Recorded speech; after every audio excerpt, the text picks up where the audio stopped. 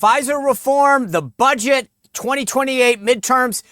Majority Whip Tom Emmer joins us, as well as Florida man Dave Rubin. He's got it all. We got a lot to break down. Welcome to the Sean Spicer Show. Let's get into it.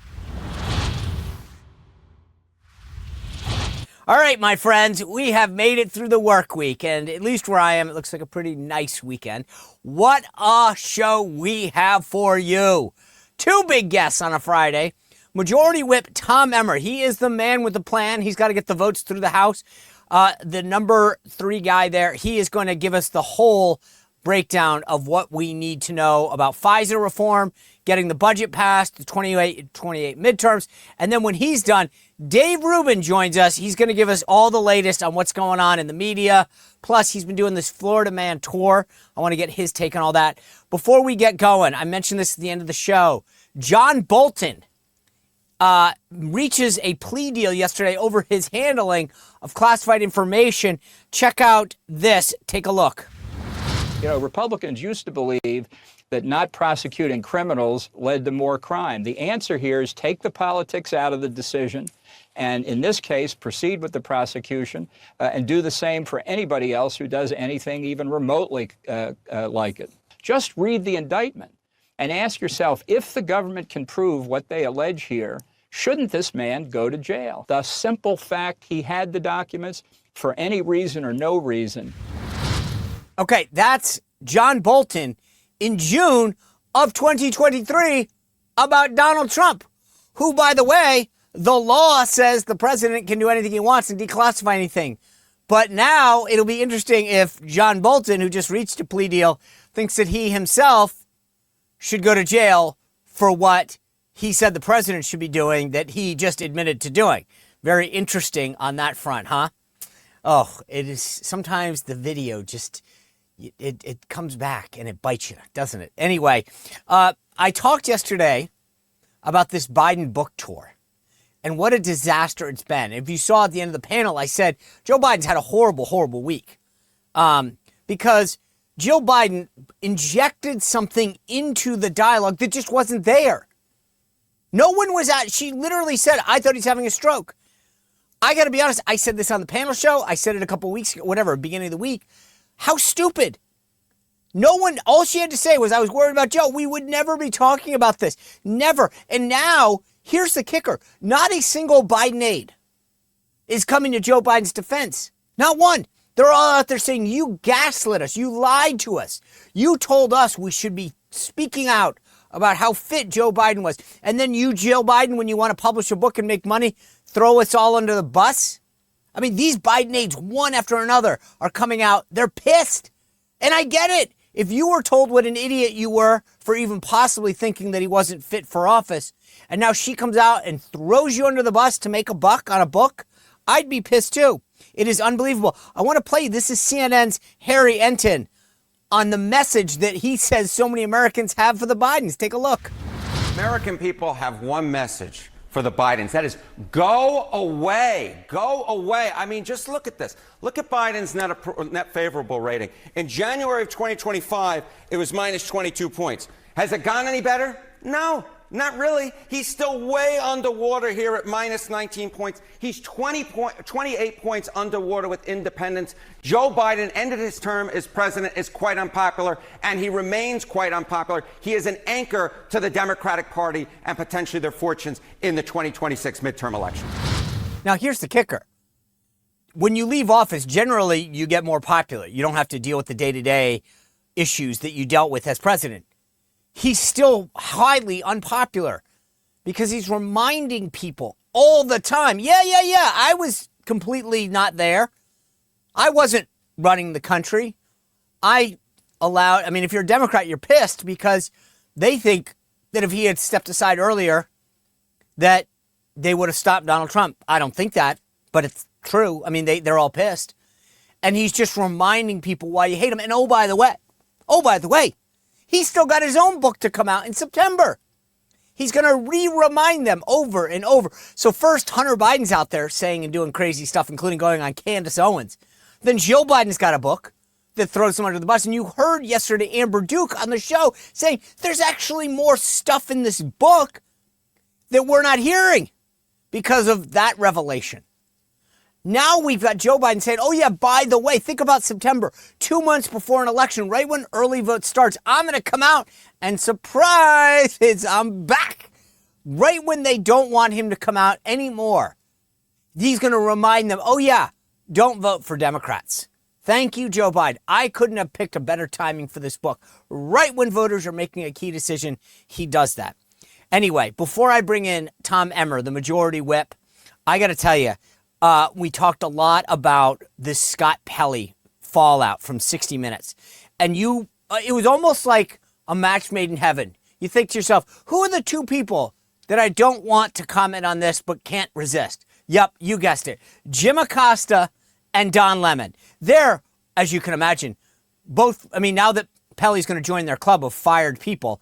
And oh, by the way, just as a side note, I mentioned yesterday, Paramount obviously bought CBS and is in the process of gaining the acquisition of CNN. They would have been fired if they hadn't already been. But sure enough, they want to welcome them to the club. They're really upset about Scott Pelley. Take a listen. Don was saying, make no mistake, they don't care about the ratings. They don't care about making money. This is an ideological and partisan political project on the part of the Ellisons, the Trump-friendly Ellisons who now control Paramount, who, by the way, are trying to take control of WBD and CNN and turn it into this giant media conglomerate that will essentially act like a state media organization in support of Donald Trump. Jim is right. In this moment, this is a very dangerous moment. We should all be a Scott Pelley. Scott Pelley should be an example to us. We should all support him. His story is our story. If we lose the First Amendment, the freedom of the press, it is over. This whole experiment that we have towards a more perfect union is over. Now, here's the kicker. First of all, it's just amazing that they're all now over there with Nicole Wallace on MS Now, whining like a little bunch of babies. The one thing you never hear, though, in any of this is any examples. Do you? Think about this. The CBS Evening News, I noted this like before, I think. Tony Dopical is not exactly a Donald Trump acolyte. He's a far left guy. And he praised Scott Pelley the other night on air. I'm not sure how he didn't get fired. But that's who Barry Weiss put in. Not some right-wing figure, a left-wing figure. Nora O'Donnell is still there. Margaret Brennan is still there. Think about it. What example of news reporting do they have about bending to Trump or to anyone on the right? None. They're firing far left people that are speaking out that anyone, frankly, in an employment situation would agree have lost their way. But they can't cite a single example, not one, where the news tilted towards Trump. In fact, when Trump sat down with Leslie Stahl at CBS, or whoever it was, he was highly critical of CBS. It's just amazing. Just think about it for a second. News-wise, they haven't changed a bit. Yes, they've taken out some of the left-wingers. That's all they can cite, though. Not one single example. Anyway, what will it take to keep our majority? For that, I want to bring in what else is on the agenda. I want to bring in the majority whip, the congressman from Minnesota, the former chairman of the NRCC, the National Republican Congressional Committee, Tom Emmer of Minnesota, and then Dave Rubin. But first, Congressman Tom Emmer. Congressman Emmer, always good to see you. How things going up there on the Hill? Oh, Sean, it swimmingly. Everybody's getting along. Everybody's happy to be here. It's primary season. Some people are winning. Some people are losing. There's a lot of love in the air here in. All right. Well, let me then ask you. There's a big question about what's going on in this Foreign Intelligence Surveillance Act, FISA. What is the, obviously this is super important to our nation, our national security. What are the likelihood of this thing? I know it's expires on June 12th. What are the prospects for this? Well, it has to get done, Sean. One thing I want to make clear is it's Section 702 of what is known as FISA, because Section 701 is permanently in law. All right. And people get concerned about our government abusing its authority, which there's evidence that certain government agencies have abused this law. Right. What we did during the last Congress, Sean, is I think we made more than 50 reforms to the FISA program that protect Americans and their civil liberties. And President Trump and the administration have made it clear that FISA can't go dark. So two things. One, we did the reforms in the last Congress. Certainly we could do more going forward. But the idea that FISA remains unchanged from when it was being used, for instance, to spy on the Trump campaign back in 2016, somebody was actually prosecuted for that, and I believe served time for misrepresenting themselves before the FISA court. We did those reforms last Congress, and now what the president is saying right now, they're working. So we need this thing reauthorized, get it done. Democrats, sadly, are threatening our national security by saying they want to vote no because of the president's new appointment announcement of Bill Pulte as his NSA person. But people got to see through that. This is just Democrats who are looking for excuses to vote no on anything and everything. They don't care about American safety and security because their hatred of our president is so strong. They don't want to do anything that would support the president's leadership, including passing this law, reaffirming it so that our military forces, Sean, they use this foreign intelligence data every day. This is how they get information on the challenges, with the Iranians, for instance. This is how they know where the nuclear material is and where they're building weapons and all the rest of it. So it needs to get done, especially when you got the World Cup coming. You've got some of these really big events that are going to take place in this country. We can't mess around with that, Sean. So yeah, I think it'll get done. And right, but you're right. Democrats don't want to be helpful. Do you think you can get it done just with Republican votes, or will you need some of the Democrats? No, we'll get it done with Republicans. Okay. Yeah. I think you'll get some Democrats because I do think there are some Democrats that are willing to put the country ahead of their hatred of President Trump, their Trump derangement syndrome. But no, we don't count their votes. We got to get it passed with Republicans, and if we get some Democrats, good for them. The other big thing we got to get done is the government funding. We've got this reconciliation bill hanging out there. I still think the Senate screwed everybody by allowing this thing to happen where everything but CBP and ICE got funded. What is the status of getting the rest of the government funding? And then, by the way, Congressman, I mean, not that I'm telling you anything you don't know, but we already need to, we've got another deadline of next year's funding kind of on the horizon of October 1st. So we're still trying to fund last year, and we're already, give us a sense of where we are in the funding of government. Yeah, first off, it's a reconciliation bill, but we're calling it a funding bill because there was a bipartisan, bicameral deal to fund Homeland Security. Much like FISA, all of a sudden at the last minute, they came up with an excuse. They didn't like the surge that was going on in Minneapolis, whatever it was. Chuck Schumer and the Senate Democrats pulled their support just out of the blue. And in the middle of the night, which I'm not a fan of this, there were 6 people, I believe, on the floor at 4 a.m. when they passed by unanimous consent the Homeland Security funding bill that we had sent over, taking 2 pieces out. Taking out the Customs and Border Patrol funding and taking out the Immigration and Customs Enforcement, the ICE funding that was in that bill, which, by the way, is for day-to-day operations, Sean. It's important. A lot of it goes to civilian employees of Homeland Security as opposed to officers. That's who they want to impact. Now, it's terrible precedent.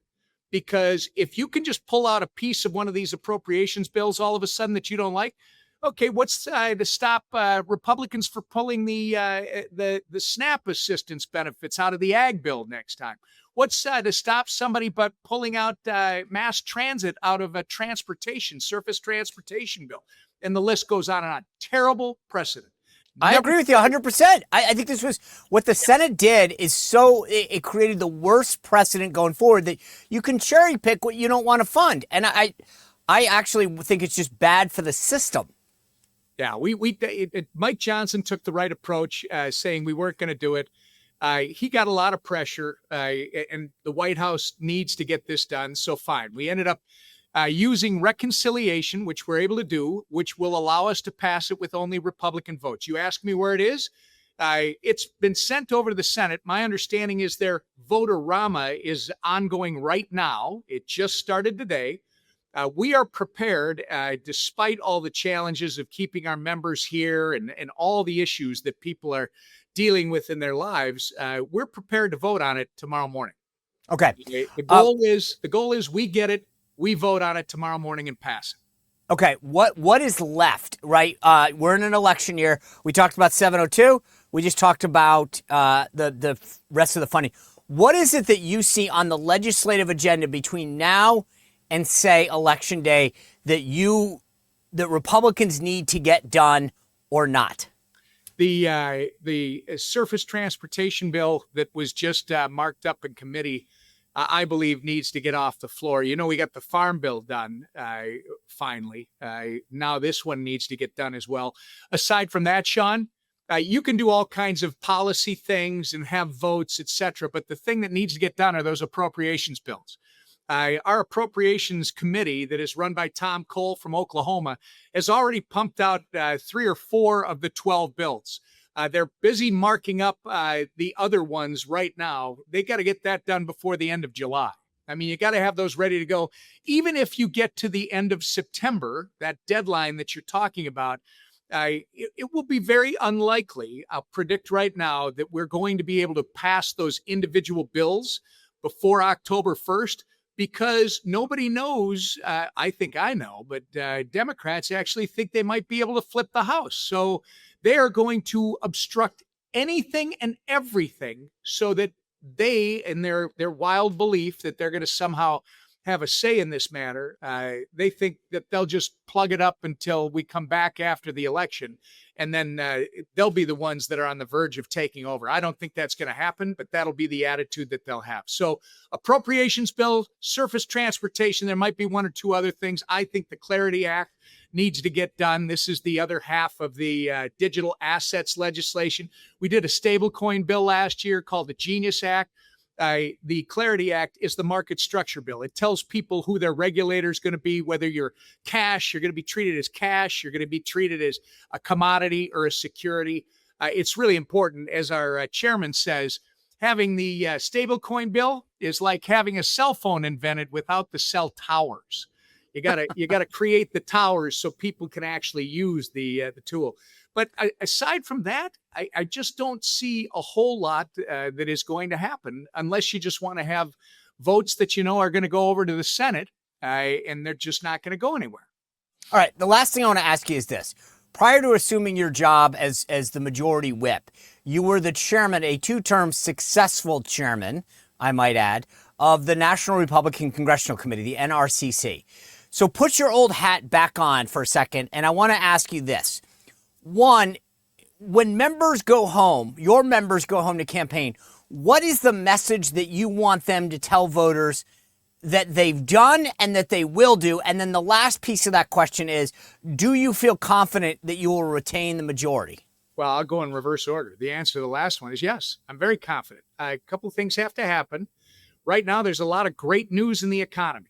But you know what? People's perception is not that the economy is doing as well as it is, because the Democrats and left-wing media have pulled this baloney word out of the air called affordability, Sean. Look, every election is about the economy. It's always about the economy, and it will be about the economy again. Affordability is just another word for the economy. We need the perception that is right now not where it needs to be, and the reality of the growing economy to be intersecting come the end of the summer. If that happens, when that happens, which I believe it will, I mean, you even hear Jay Powell, who's no friend of President Trump, talking about the billions of dollars that are being invested in this country because of the big, beautiful bill that was passed and signed into law a year ago. I believe that is the momentum that will hit come the end of the summer, beginning of September. President Trump, the president of peace, takes care of this Iranian situation, gets some stability. And look, the map is better than we've ever had. I would have guaranteed you 5 seats, winning 5 seats, Maine 2, Missouri 5, which is now a Trump plus 18, and 3 seats in Texas. I would have guaranteed you those before we affirmed finally in this country that we don't draw districts based on a color of someone's skin or based on anything else. We draw them based on common sense. And in this case, now you're going to get a seat in Tennessee. You're going to get a seat in Alabama. You're going to get a seat in Louisiana. You're going to get 3 seats in Florida. So you asked me the second part. I could go a lot longer. I won't. We're going to hold the majority. The first part was, what's the message? And I got to tell you, I've been doing this for years, and you're a communications expert. I am not. I just play the part every day. People say to me when I travel across the country, what's your message? And it's like, you don't get it. The House doesn't drive the national message. We have 435 pieces of geography. Each one has unique demographics. We've got to have a candidate that looks and sounds like that district. We've got to have a message. What is the message? I mean, a few years ago, we won a seat we were never supposed to win in Oklahoma City based on what, Sean? Energy jobs. Energy is a big deal in Oklahoma City. We won 2 seats in South Florida based on socialism. There just happen to be a lot of people who live there who know what socialism is and how bad it is firsthand. Now, we can be impacted by the national message driven by the White House, driven by our statewide candidates, the U.S. Senate candidates, etc. There's no question. But if you have the right incumbent or the right candidate that understands how they have to work the district, you can overcome a bunch of that, especially when you're talking about North Carolina's 1st congressional district is now a Trump plus 10. Toledo, Ohio is Ohio 9th congressional district is a Trump plus 10.6. I mean, you can just look at these seats that, again, if the vast majority of the people in this country who don't wear a partisan jersey every day like we do, wake up after Labor Day and they do that emotional assessment that Americans have always done, which is, do I feel better about my economic situation today than I did when this started? And do I see a bright future in my future? They'd usually vote for more of what they have.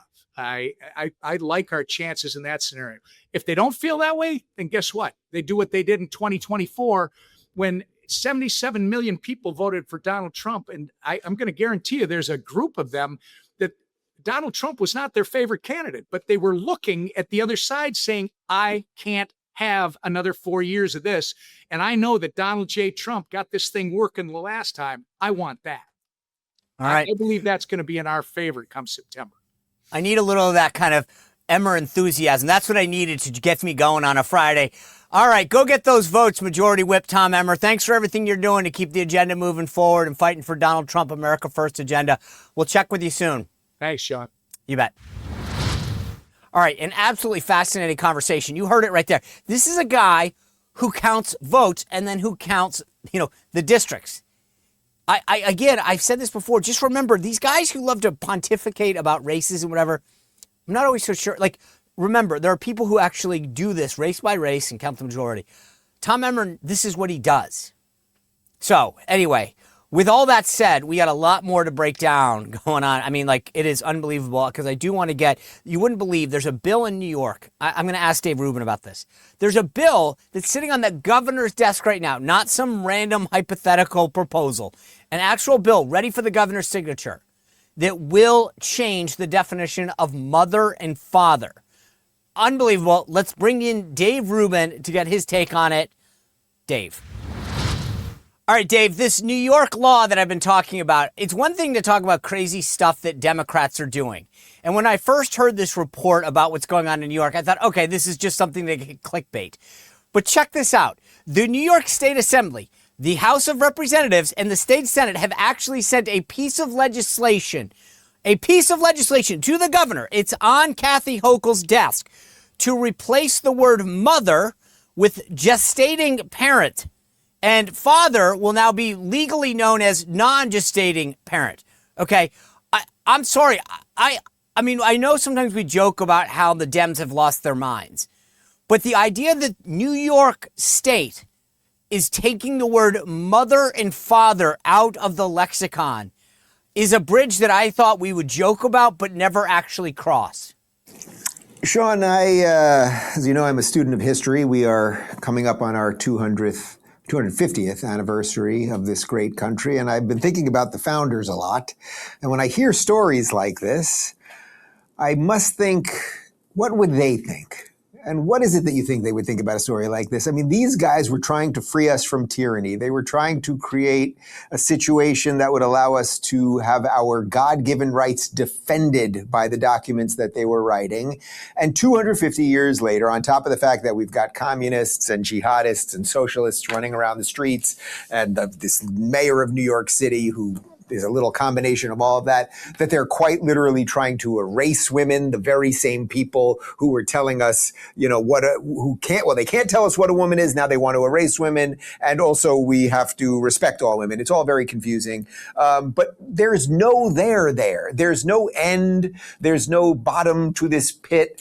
Anything crazy that they can do to distract people while they steal their money, while they raise their taxes, while they cause urban mayhem, they will do. And New York is just right in the center of that lunacy right now. Didn't want to interrupt you, but it's now going to be known as the founding non-gestating people. So no more. You were sitting. How did I not get that? You were sitting on that the entire time. I could tell you were so intently, blankly staring at me. I was like, something must be going on in there. Well, because because as you're talking, I'm thinking to myself, this is so ridiculous. But it's funny because after founding the Biden fathers, how did I not get the founding joke? non-gestating people. But the thing that's so funny, Dave, is there are days in which I thought the Democrats learned their lesson during Biden and okay, we went too far. And one example right now is this is Pride Month. And I got a list the other day. There's a ton of companies. MasterCard, they were a former platinum sponsor of NYC Pride. They're not renewing their corporate sponsorship. PepsiCo dropped out of NYC Pride sponsorship. Nissan, Citi, PricewaterhouseCoopers, Anheuser-Busch withdrew from the San Francisco Pride, which I'm sure is like the Mac Daddy of all Pride months. Comcast withdrew. Diageo, Booz Allen Hamilton, Lowe's, Target. You remember you couldn't walk into a Target without seeing trans this, trans that. Shifted to a silent partner status, which I think is sort of like the weakest Weasley thing you could possibly be. The don't ask, don't tell of partners. Right. I'm with you, but just not like publicly. I remember, you know what that is? That's kind of like when I left the Trump administration. People were like, we'd love you to come speak, but could you come in the back door so that no one actually sees you? But I felt like we had one aspect of we're just getting back to like teaching arithmetic and not going woke on stuff. And then the Dems go and do this in New York. Yeah, well, look, I would say the corporate abandonment of the LGBTQI, whatever you want to call it. Plus. Plus, two-spirit, whatever, is probably good because what it's showing is, well, first off, gay people buy Coca-Cola and straight people buy Coca-Cola. Actually, gays buy a little bit less because the sugar's not great for you. And if you want to have six-pack abs, you get my point. It does not all of these pandering little nothingness. It's just nothing. Back in the day when the gays were first marching in New York City, it was really around attaining equality. And equality is something that's just to fight for.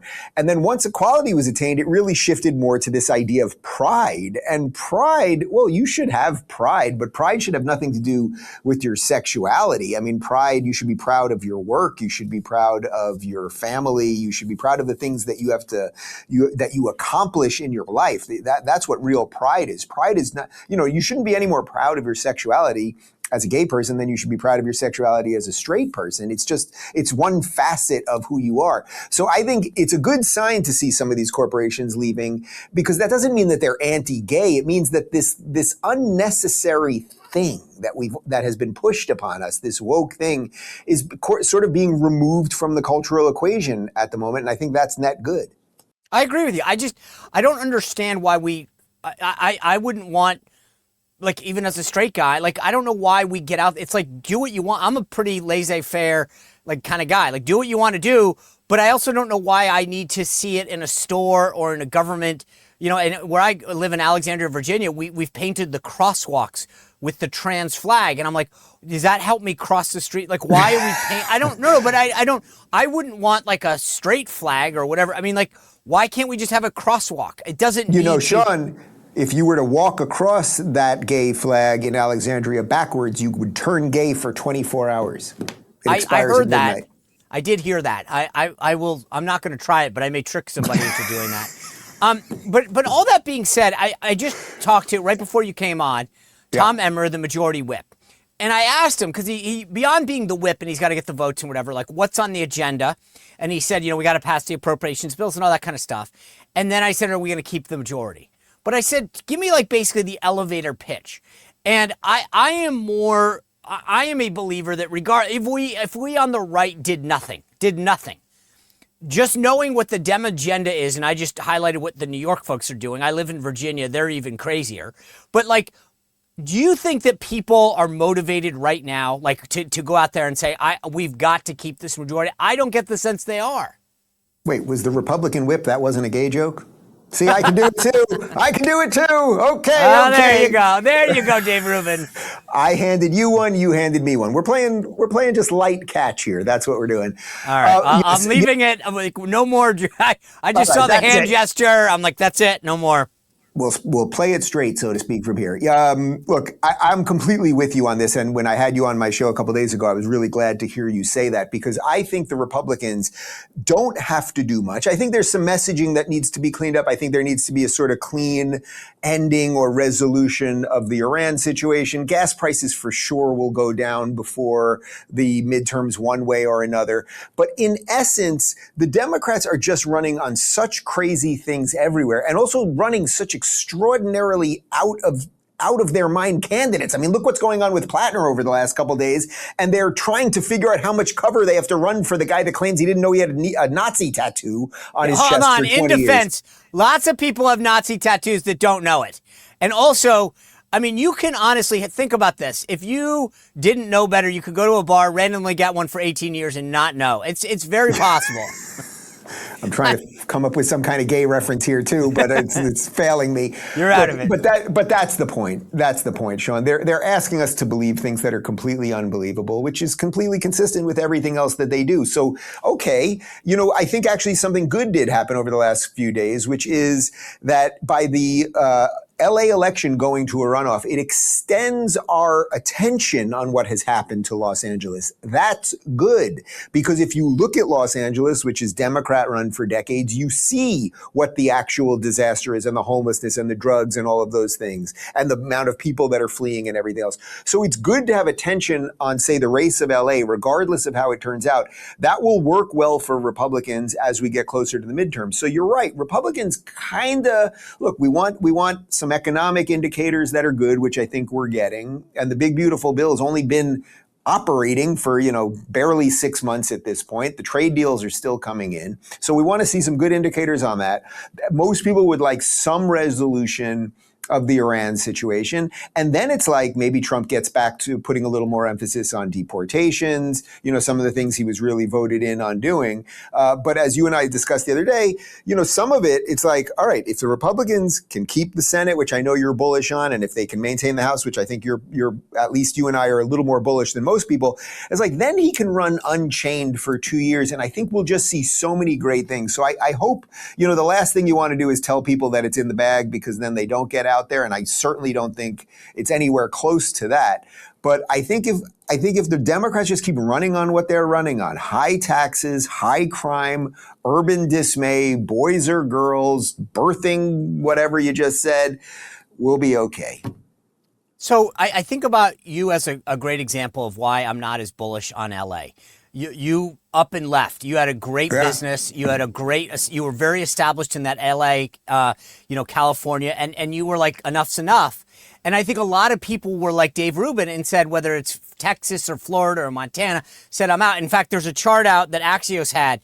Fastest population declines in California in cities of 50,000 or more. Union City down 6.9, Pleasanton or something down 6.6, San Leonardo down 6.2, Huntington Park 6.1. Yep. I mean, you get the drift. I kind of feel like the people who were really pissed off said, I'm out of California. And I get it. I think Spencer Pratt, he's got a great message, which is before I do anything else, I got to get the junkie in your front yard throwing trash in it out before you care about, X, Y, and Z.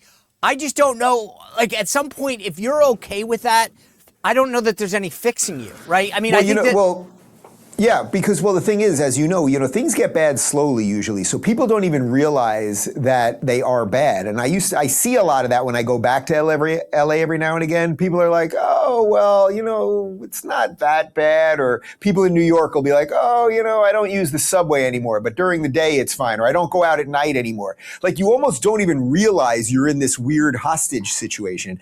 But I think the line that Spencer has used that is really, really effective is he just says, look around. That I'm the look around candidate. Just look around and tell me what you see. And I would welcome anybody, including Jimmy Kimmel, who has Pratt derangement syndrome. His studio's on Hollywood Boulevard. I was there a couple weeks ago. Walk outside and tell me what's going on there. You'll see drug addicts. You'll see homeless people everywhere. You'll see closed stores everywhere. Ironically, Jimmy Kimmel, you have security guards at your door, and you have to show an ID to be an audience member at your show while you're railing against the guy who's trying to clean it up. So I think the look around thing is good. And then another version of that is if you don't care about politics, just show me where people leave and where do they come to. And since COVID, 2.3 million people have come to Florida, and over 1 million people have fled California, and over 1 million people have fled New York. That tells you something. So you may not, okay, fine, this tax policy, that policy here, whatever. Where are they going? Where are they coming to? Where are they fleeing from and where are they coming to? That's the important thing, because that shows you what reality is. Yeah, I want to get to your tour, because I think that's. But before I do that, this is a time when I feel like we on the right who are extolling that message, like, hey guys, we've got a plan. We're making cities safer, more prosperous, et cetera, and the places that they run are, because I think the one thing you left out of your description of Hollywood Boulevard is it stinks. I mean, it's either you smell like literally smells. Yeah, I know it's either like pee or pot. I've walked out and it's gross, and so I think that's another thing. But like at a time when we should be unified. Since the death of Charlie Kirk, we're starting to fracture, where you've got Tucker and Megyn and Candace and people, like, I don't know if it's an attempt to grow an audience, if it's a legitimate policy discussion, but a lot of these folks. What do you think? Well, it's definitely not a legitimate policy discussion. Look, I think it's different with each one of them. I don't run around calling people anti-Semites and Jew haters. However, Tucker at this point now qualifies as an anti-Semite and a Jew hater. His endless obsession with not just Israel, but Jews specifically. I don't know why he's doing it. Is it just purely that if you talk about the Jews, I'm not allowed to talk about the Jews. I'm also going to talk about the Jews all day, and I'm going to get a ton of clicks to do it, and I'll make a lot of money. There's a little gimmick in that. I think Megyn, it's a little bit of that. Candace, who the hell knows what's going on in her brain? But to your broader point, it's like, guys, unless what you want is Democrats to not only have the House and the Senate come midterms, but to have the presidency come 2028, then everyone calm down. Look, you don't have to be on board Trump's position on the Iran war. You really don't. But if you look at the other things that Trump has done, notably closing the border, more importantly than anything else, how can you be against this guy? Especially, this isn't like, oh, we're going to defeat Trumpism and MAGA, and we're going to get Bill Clinton. We're going to have this average, sometimes pretty decent Democrat. You're going to end up with a far left lunatic. I would posit that that's what Tucker wants. He actually, I think, will be a Democrat within the next 2 years. He's, I think, going down that path. What puts him on the right anymore? Every time he has someone on the right on his show, he tries to destroy them, Mike Huckabee, Ted Cruz, etc. Every time he has someone on the left, Cenk Uygur, any one of these far lefties, he glazes them. So he's showing his cards already. Also, he has a strange obsession, a fetishization, I would say, with Islam at this point, which is also a problem. But it's hard to know. I would just say for anyone watching them, okay, you might agree with some of their positions, or you might not be happy with Trump on the war, which again, it's not a forever war. This thing is going to wrap up whether you liked it or didn't like it.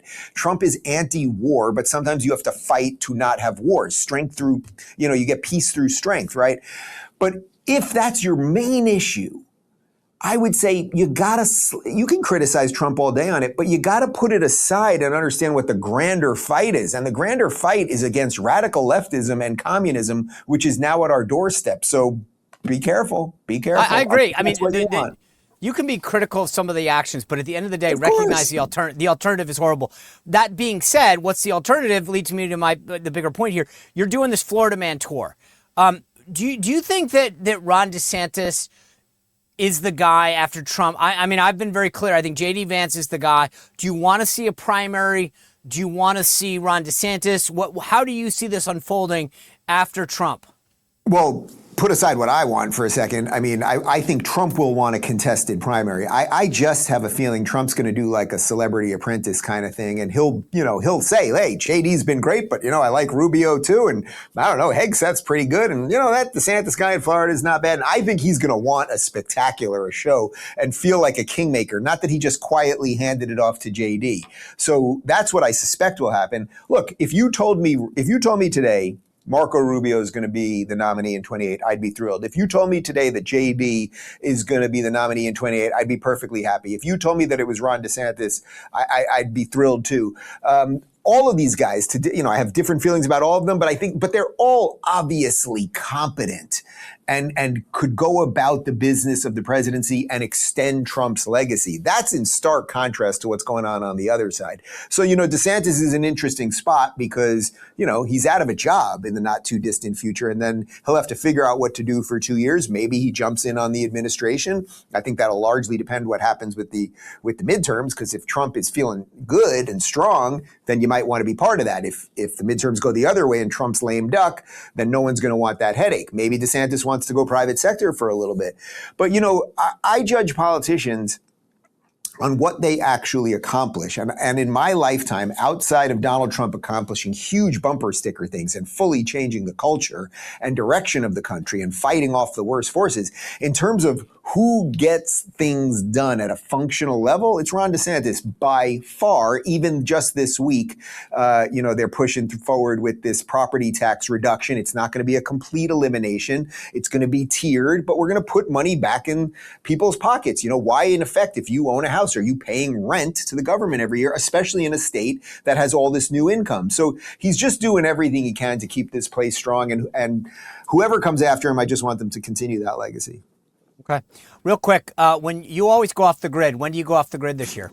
August. I will be gone from August 1st until I think it's September 2nd this year, day after Labor Day. Day after Labor Day. No concerns about that you're going to miss something on the midterms? No, this will be my 10th year doing it, I think. And of course, I'm going to miss some stuff. Things happen. I missed the Afghanistan withdrawal one year. I missed when Biden picked Kamala one year. I missed some Republican debates one year. But that's why I do it, because you know what? 30 days off the hamster wheel and the world is still here, and it gives me a chance. Sean, we're just hit and inundated with information and politics and the infighting and what you and I get to see, the sausage making part of it. And for me, I get to purge that once a year. 1 out of 12 months, I get to purge that. I come back with fresh eyes and renewed energy and vigor to get back into all of it. And I think it's why one of the reasons that I haven't gone crazy. You mentioned a couple people that I think have really gone off the rails over the last little bit. If you're in politics forever and you never get out of that lane, I could see why it would make you crazy. It's the buffer for me it's the force field, I would say, to not go completely bananas. Good for you. I think I might do 30 minutes off the grid.